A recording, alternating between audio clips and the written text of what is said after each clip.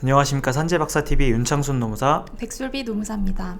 요즘 날씨가 부쩍 추워져서 겨울이 성큼 다가왔다는 게 아주 실감이 나는데요. 겨울을 앞두고 재해자분들을 훈훈하게 밝혀줄 산재 승인 소식이 많이 들려왔으면 좋겠습니다. 네, 오늘의 기쁜 소식은 무엇일까요? 오늘은 서울에서 경비업으로 근무하고 계시는 아버님의 뇌경색 승인 소식 말씀드리려고 합니다. 뇌경색 같은 경우에는 근로시간 산정이 무엇보다도 중요한데요. 네. 근로시간은 만성과로를 기준으로 해서 상병, 발병일 이전 12주 동안 일주 평균 52시간에서 60시간 정도는 이제 근로시간이 나와줘야 만성과로다 이렇게 인정을 받으실 수 있습니다. 경비 업무 같은 경우에는 24시간씩 격일제로 일을 하다 보니까 근로시간 산정은 문제 없는 거 아니야? 이렇게들 많이 생각하실 수 있는데요. 네, 그런데 이게 사실 문제는 대부분 그런 경우에는 근로계약서상에 야간 근무 시간을 또 휴게 시간으로 다 빼놓는 경우들이 너무 많아요.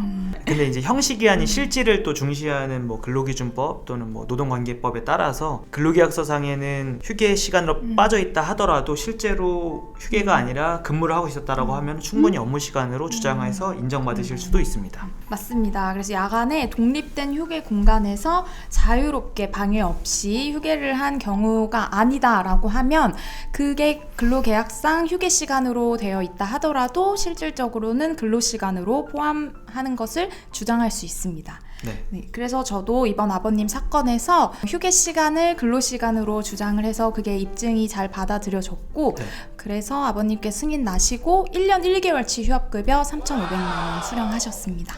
네, 근골격계 질병과는 다르게 뇌심혈관계 질병은 보통 이제 회복하시는데 시간이 많이 걸리는 경우들이 많아요. 그래서 휴학급여가 1년에서 2년 그 이상도 받는 경우들이 많기 때문에 또 이런 유사한 상병들을 또 진단받으신 경우에는 또 산재를 또 고민해 보셔도 좋을 것 같습니다. 네, 물론 이제 요양급여나 휴학급여 외에도 또 최종적으로는 또 장애급여를 잘 받는 것도 중요할 것 같아요, 노무사님. 맞습니다. 이제 뇌경색의 경우에는 장애급여를 받기 위해서 몇 가지 검사가 필요한데요. 예를 들면 수정바델 지수 검사라든지 아니면 일상생활 동작 수행 능력 검사, 이제 이런 검사들을 통해서 노동력이 얼마나 제한되어 있는지 이제 이런 정도를 보고 그에 따라 장애 등급이 결정이 됩니다.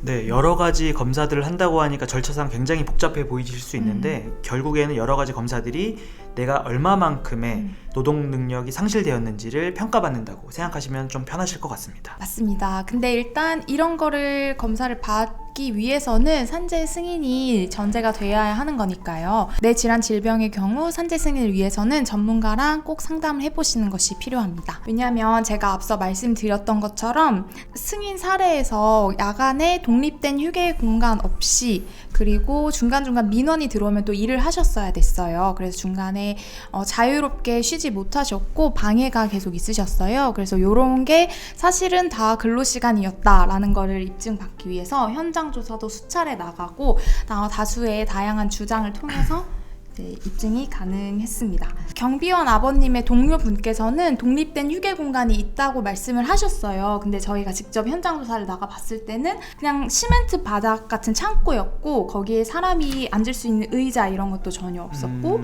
심지어는 쥐가 돌아다니는 환경이었기 때문에 절대 여기서는 휴게를 할 수 없다 이런 거를 인정을 받아서 근로시간으로 포함이 되고 그래서 근로시간이 주 84시간 으로 나와서 승인이 된 바로 사례였습니다. 또 승인되셨겠네요.